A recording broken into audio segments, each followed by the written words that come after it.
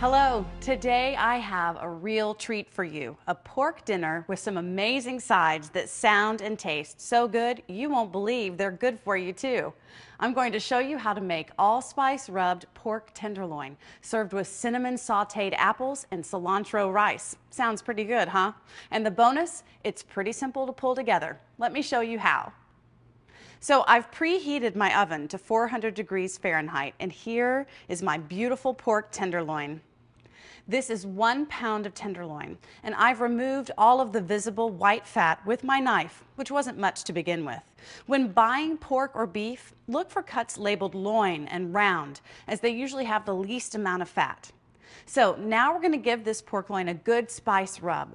I have 1 teaspoon of allspice and 1/4 teaspoon of black pepper mixed together in this small bowl. And I'm going to sprinkle it over the pork.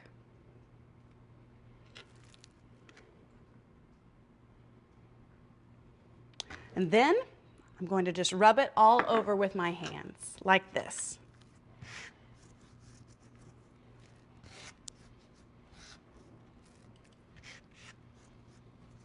There, that already looks good, and this already smells really good too. Now I'm going to wash my hands because I've been handling raw meat. And from now on, I'll use tongs to handle the pork.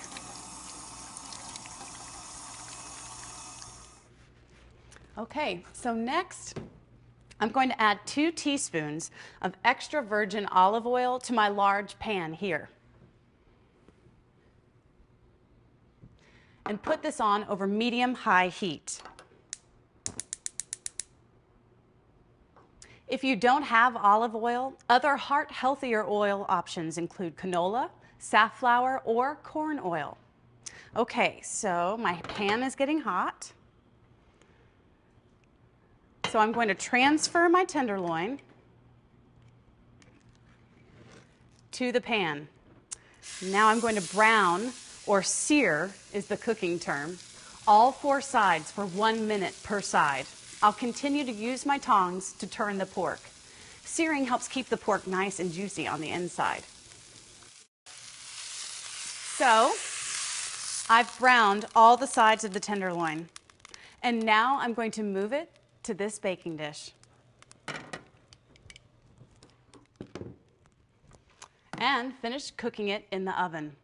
This will take about 25 minutes.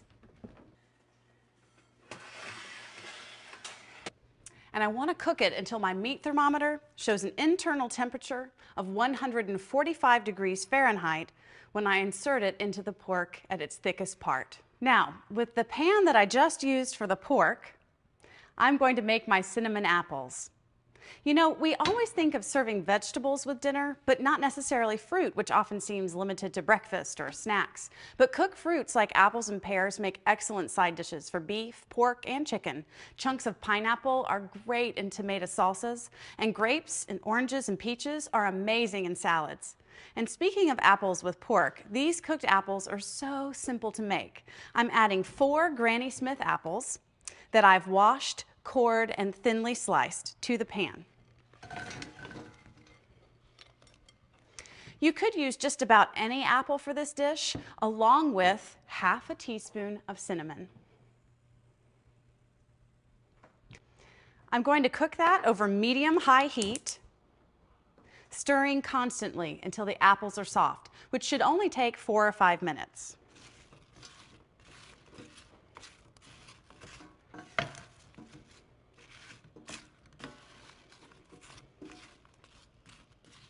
As you can see, my apples are cooked and they smell wonderful.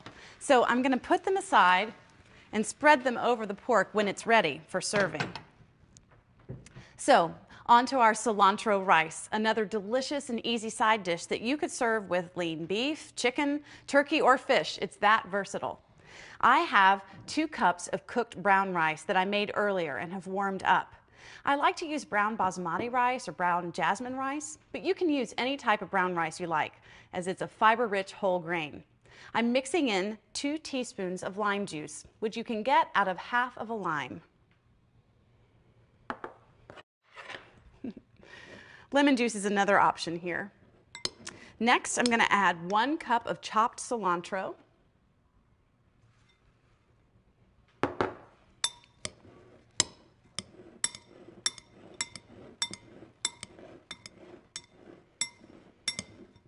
And last ingredient is 2 green onions, also called scallions, that I've chopped using both the white and green parts. And now I'll just stir it all together. And now I'm going to go check on the pork. So here's our entire finished menu, allspice-rubbed pork tenderloin that I topped with our cinnamon-sautéed apples, along with a side of cilantro rice. One trick with serving the pork or any meat is to make sure you let it rest for about 5 minutes after you take it out of the oven and before you slice into it. This allows the meat to keep more of its juices instead of them running out all over the cutting board. Sometimes I'll make 2 pounds of the pork instead of 1 pound to use as leftovers for pulled pork sandwiches the next day. Visit this URL for a great recipe. So here's to healthy and happy eating. I hope you get to make this heart-healthy meal very soon. You won't be disappointed. Bye for now.